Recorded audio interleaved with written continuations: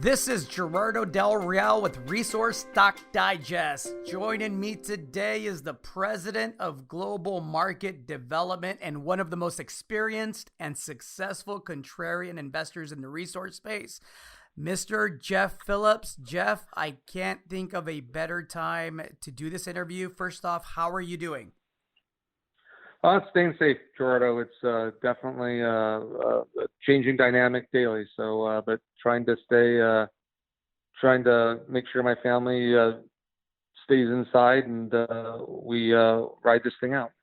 Absolutely. You know, you and I met right around 2007 before the previous financial crisis. And I recall Janet Yellen saying never again. And here we are a bit over a decade later in the middle of a panic. It's global in nature. Let me start first off, before we talk markets and commodities and your take there and the cycles, let me ask you about the pandemic as it's now been upgraded to. What are your personal thoughts on the pandemic and kind of where things are? My personal thoughts are I'm not a doctor, Gerardo, and again, and my limited biology goes back to high school. So I think this is very serious. I think that, people should not read necessarily their CNN and CNBC and all these other news media that, tend to make things as however they want to sensationalize it. I think it's very dangerous. I think that, following CDC's recommendations, and the number of universities are keeping track of what the virus is doing. But I think it's very serious. And I think, people need to be careful. And obviously I'm just repeating what people already know, but, washing your hands, limiting your exposure to, 6 feet from other people, trying to stay indoors as much as possible. And again, I think that, it's a very serious thing, but I think the media tends to make it, change the serious nature of what people should be doing and then turn it into a news bite. So, again, I don't know if that helps at all, but again, I'm not a doctor and I would follow, the places like the CDC and a number of universities that are putting out solid evidence and what you should be doing. I think that's fair, and I think that's wise advice there. I spoke with Outsider Club founder and friend Nick Hodge earlier this week, and we tried to take an optimistic look at what good may come out of this situation. And he said something that I thought was pretty insightful and timely. He believes, as do I, that we're going to come out of this probably with a much better sense of community and how important that is. Do you agree with that? Do you think that is there an optimistic take at the end of this once we get through it? Because we will get through this, right? Absolutely. I mean, again, it's very serious, but and we may have not, our generation or my generation may have not at 50 years old. I haven't experienced this, but I'm, again, we got through major world wars and lots of young men and have gotten through lots of things in the past, and we will get through this. And there's been pandemics before, and I just think you need to take it very seriously if you're older. I have an older friend that called me and, unbelievable to me. Obviously he's staying indoors, but he's out of toilet paper. So, it's funny, but it's not yeah, funny. Exactly. So I'm taking him toilet paper after this interview, and I did not stock up on toilet paper because there is no shortage of toilet paper. It's a demand issue. The supply is there. It's people panicking, and mass psychology, along with the media, tends to have people panic on the wrong things. Again, it's very serious, but hoarding toilet paper, is creating its own toilet paper problem.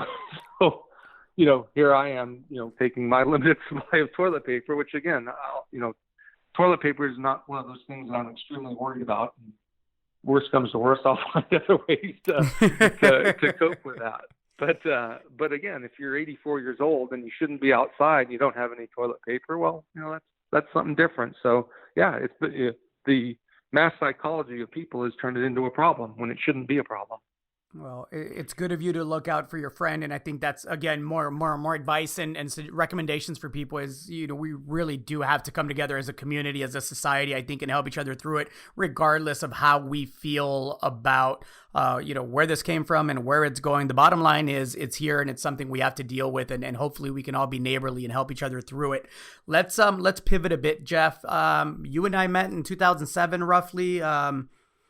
That's when I fell in love with the junior resource space, had a couple of great years, thought I was smart because I bought at the bottom during the last panic. And then, obviously I had a little bit of humble pie handed to me over the next several years when the next, sell-off happened. And here we are just barely coming out of a gold and resource bear market that was already absolutely brutal. Gold ran to 1,700 and now it's pulled back. It's right around the $1,500 level where we're at.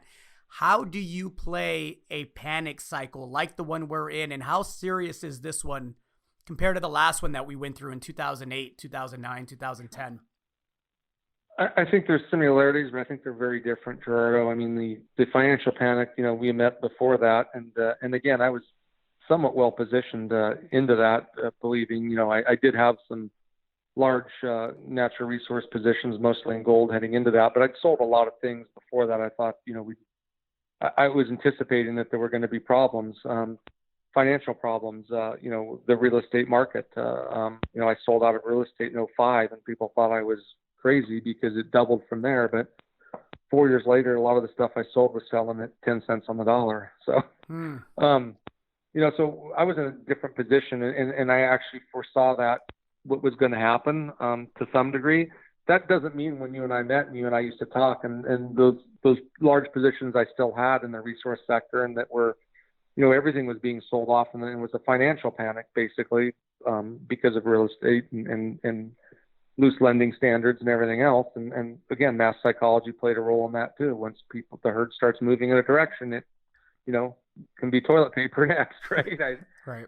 So it's different, but what the similarity is, and this too shall pass, just like that will pass. And I guess going into this unforeseen, I was positioned in the sense that, yes, the gold and silver market, precious metals, been a tough market, but I have some very large positions in a number of companies, and really for the same reason I was in those companies back in '05 and '04 and before the other financial panic. I believe that there was structural problems with the financial system. And I believe that very strongly before this,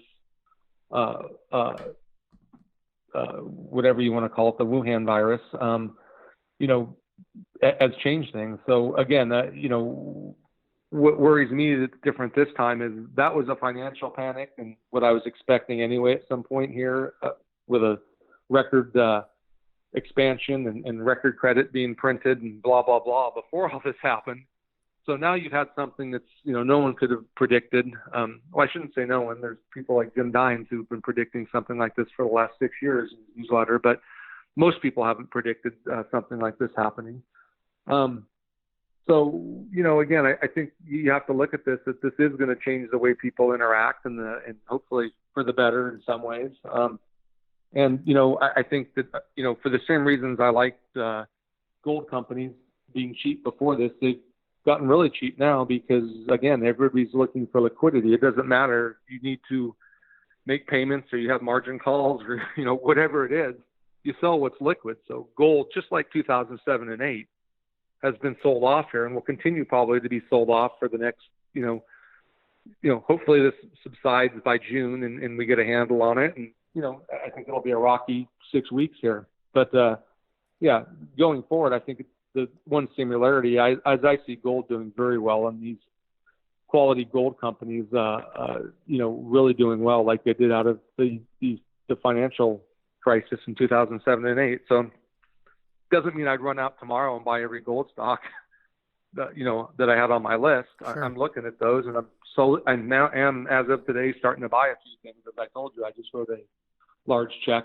for a company I quite like with a Mexico asset that's nearing production and waiting for their permit. So again, I am writing a few checks, but if I was one of your listeners, I'd be looking to get into some of these, quality resource, not exploration, but, actually gold in the ground plays. And I'm pretty sure you're going to do really well over the next 12 to 18 months. So just to be clear, if you don't have the need to raise capital to sell into this junior resource market and you're down 30, 40, 50% on positions, you don't recommend that people sell into this if you don't need to. Oh, no, everybody's different, but yeah, I can tell you I'm down at least 40% in the positions I have since the beginning of the year, maybe 50%. In the resource, specifically gold stocks. So, but I haven't lost anything. I'm just down on paper, Gerardo. So again, in 2007 and 8, I was down similarly to that in a number of natural resource stocks, and I continued to buy some of those after things subsided, like I'm going to do now. And most of those things went up 10-fold, 20-fold in the next 2 years. So whether I would, in the grand scheme of things, being down 50%, I don't even remember that. I just remember how great it was in 2010 and 11 when, so again, yeah, if you have to sell something, you have to sell it to raise capital. I'm not selling anything. Absolutely not. I'm actually, as I said, I just sent a wire today to buy something and plan over the next 4 weeks to be buying some very high quality gold stocks. Some I own, some I haven't owned, but I think they've gotten so ridiculously cheap that, I suspect I'll have a 4 or 5-fold return here in the next 12 months.